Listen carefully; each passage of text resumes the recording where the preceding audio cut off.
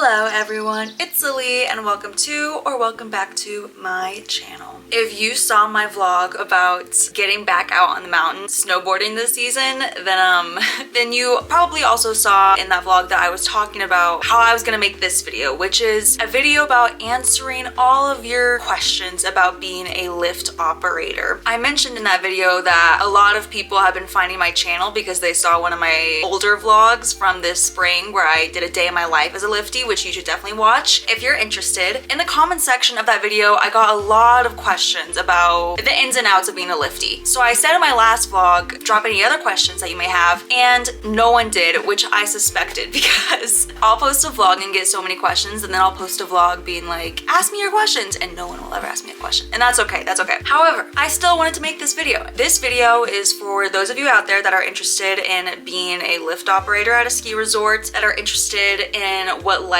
working for a ski resort is like in general, because being a lifty is just one small cog in the machine. Also, what life is like living in a mountain town in Colorado, because it's amazing. But there are pros and cons for everything. Let's discuss my qualifications really quickly for being able to make this video, okay? So I was a lift operator, aka a lifty, last season in Breckenridge, Colorado. Now, I actually had quite a short season compared to others. The full season of working at a ski resort in general is usually from, say, November to like March, April. And so most people's ski season is about 5-6 months, whereas mine was about 2.5 months, so much shorter. But I really do feel like I got the full experience of being a lifty. Another caveat is my experience was a little bit different because I didn't know how to ski or snowboard coming in to this role. I was learning while I was there, and if I had gotten better faster,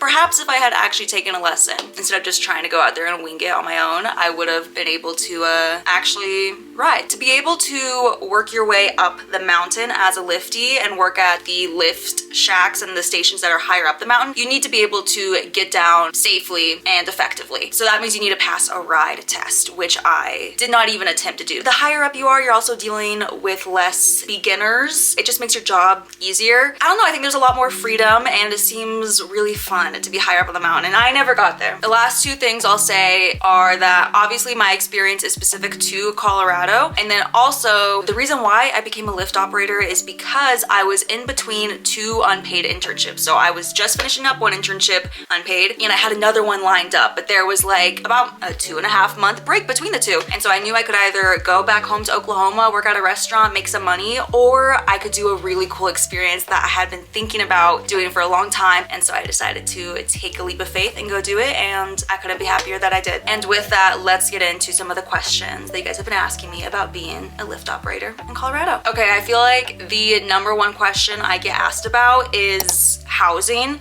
I lived in an apartment style housing, so it was like basically a normal apartment complex. There were 2 bedrooms, 2 people to a bedroom. So I had 3 other roommates, one of which lived in the room with me, and then we shared a bathroom, we had a kitchen, we had a living room. And I will say I think I was very lucky with my employee housing roommate situation because I absolutely loved my roommates. We got along so well. And again, I was only there for 2.5 months. The room I lived in was very, very small, like shoebox size. Like the room I'm in now by myself is bigger than the room that I was in. It wasn't ideal. The housing conditions honestly like kind of sucked. Like it was not clean by any means. It's very much ski bum housing, which bothered me in the beginning because I'm kind of like a clean freak, but I got used to it. And I want to say for housing, we paid, I can't remember exactly, it was around like $5.50. Halfway through the season in the dead of winter in our apartment complex, we kept losing heat, we kept losing hot water, and we ended up getting money taken off of our rent. I think it was like 2 cycles we didn't have to pay because we kept having these issues, and it took a while, but we finally got company to listen to us and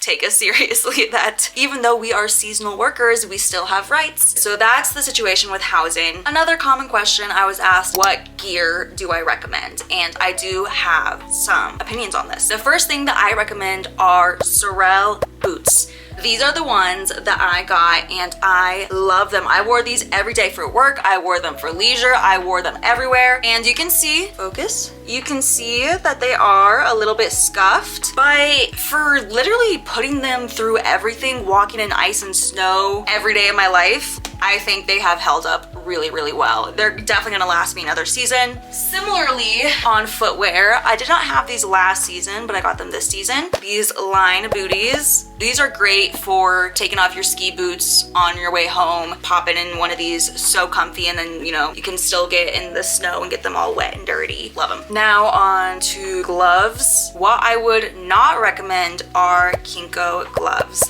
Whenever you're like looking on Reddit, you know, and just trying to scope around, I think a lot of people really do recommend Kinko gloves, and I think they can be great for a lot of people. They're not great for me. I think that's mainly because my gloves were too big for me, but also they just felt very bulky. Let me modify this. I would not recommend Kinko gloves for women. I think there are better gloves out there, and I'm still finding them. So, something I wish I had gotten, but I never did, electric socks and electric gloves, both. Specifically the socks. That was the hardest part, I think, being out there as a lifty, especially when I was in no man's land, aka the carpets, and I would just be so cold in my toes. If I were to be a lift operator again, I would get electric socks, okay? I would. And you can say, oh, just put toe warmers in your shoes, you know, put hand warmers, tuck them in your shoes. It's not enough. It's not enough for me, okay? If you want to survive the harsh winters out here and you're gonna be out in the cold all day, then I think it's worth it. Last piece of gear that I would not recommend are fur buffs. This is an example. So I actually love these for just like a regular day outside. I do not love these for working outside or for snowboarding because it's fur. So it gets wet and it gets cold. I would just stick with a classic gaiter. I wouldn't get these fuzzy ones if you're gonna work outside, because the minute they get wet in the snow, you're done for. You're done for. Okay, the last segment that I wanted to talk about is one that I call pros and cons. Pros and cons. Okay, early mornings. Con for me. Maybe not for everyone, con for me. Especially because I had to take the employee bus with everyone else up the mountain early in the morning, and that bus is on a schedule, so you gotta make it. I was getting up anywhere between about 6 a.m., I would say, 5:50, depending on which lift I was working that day. If I was working a lift versus the gondola. When I was working the gondola, those days started at like 6:15, so I was waking up at 5:20, 5 o'clock. Anything earlier than 6 a.m. is really, really hard for me, and you also have to keep in mind that you're waking up when it's cold, especially if you're waking up in my employee housing and the heat went out for the 3rd time that week. So you're waking up and it's cold and you're about to spend the whole day outside in the cold. And that's just, it's hard. But I will say, sunrises, pro. Sunrises, that's a pro. Beautiful, beautiful sunrises. Some of the best, prettiest sunrises I've ever seen in my life were in Breckenridge, Colorado on those early morning days where I actually wanted to die. The job itself, question mark? I don't know where I stand because it wasn't particularly difficult, I would say. My favorite part of the job actually was ice scaping. I forget what we call it, grooming of, you know, your ramp. That's just shoveling snow, ice picking ice. And that was my favorite part. I feel like it made the time go faster. It warmed me up. Whenever you're just sitting there at the button station, just watching people come by, slowing the lift, stopping the lift, doing pullbacks, I didn't really enjoy that. I think if you have a really fun coworker with you, that can make the day a lot of fun, but I was constantly rotating through coworkers, so I would meet someone, really vibe with them, and then I wouldn't work with them again for like 3 weeks. There was one day that I worked with another girl, and then we had our lead who was a girl, and that was so much fun. Girl day, best day ever, never happened again.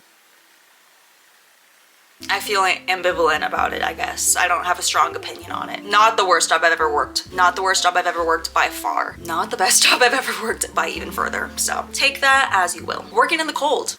Con. Hard con. Hard con. By far the most difficult part of my job was working in the cold. And obviously that comes with the territory. I knew what I was walking into, but it doesn't make it any easier. I prefer the cold over the heat. But even then, working in sub-zero degree weather, if you are not a cold weather person, don't do this.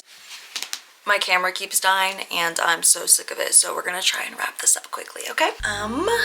Last pro, my social life. The social life. That's truly what made my season in Breck last year. I've said this in like 1,000 of my vlogs ever since, but it was just so much fun. I had so much fun. I met the coolest people. Like, I loved my roommates, I loved my friends. I will warn that it's a very heavy, I guess, like I said, I can only speak for Summit County, Colorado. I think this does apply to other resorts across across the country. It can be a very heavy party culture, very heavy drinking culture, and that is such a slippery slope. I just want to say that because it's a very real thing out here, and it's just always important to be aware of. It's important to be aware of. And so with that, the final question, would I work as a lifty again? And I don't know. I don't know. Because on one hand, no, I wouldn't, because I don't want those early mornings. I don't want to be in the cold. The cold is really the number one thing that would keep me from doing this job again. All of that says no. But then when I think about the experience that I had and the friendships that I made, yeah, I think maybe I would. I don't think I would go back to the resort that I was at, only because I would want to try something different. So I don't know if I would. I don't know what my answer is. But luckily I didn't have to make that decision because I have my dream job that I have right now. And the very last thing that I will say is I don't often care about any like hate comments that I get because they're all about my nose ring that you guys hate. Sorry. But there was this one hate comment I got, and in his paragraph that he wrote, he said, becoming a Lyft operator is the worst thing that you could do for yourself, for your life. And I can I think maybe I can see where he's possibly coming from, if he's genuinely coming from a good place, but I think I wholeheartedly disagree, because the job that I'm in now, like a real big girl job, I would not have gotten this job if I wasn't a lifty last year. And when I tell you that when I told people I was going to Colorado to be a Lyft operator for a season, the confusion and the concern that I received from my friends and family who care deeply about me, it was a lot, because they didn't see how it fit into my life. My degree is marine biology. The position that I'm in now, working for a nonprofit, I don't work for the mountain, but I work with the mountain. And I wouldn't have gotten this position if I didn't have the experience that I had working in Colorado, working at a mountain, learning how to snowboard. I couldn't see a year ago how it would all connect, and I didn't think it even would connect. I thought it was just like a random side quest I was going on, but the universe works in mysterious ways, you guys. And I feel so lucky, so grateful to be back here in Colorado where I'm at. I love these mountain towns. I love the community is so powerful here. I feel like the people really care about each other. I think the spirit of adventure runs strong through everyone. I feel fulfilled in this position that I'm in, and I love this life. It all works out, you guys. Follow your heart. I hope this provided a little bit more context, a little bit more information about what life is like as a Lyft operator, what it's like to work at a mountain, what it's like to live in Colorado in a mountain town. Did I make a lot of money? No, I forgot to mention that. I made like no money. I probably spent more money than I made money, but I have no regrets. Would I do another season? Probably not. Do I have any regrets about the season that I did do? Absolutely not. So thank you so much for watching. More snowboarding adventures to come in the future, so stay tuned if you're into that. Also, cozy and cuddly adventures to come as well. Sorry if you're not into that, but some of you guys are, and I am. So anyway, with that, I love you all, and I will see you in the next adventure.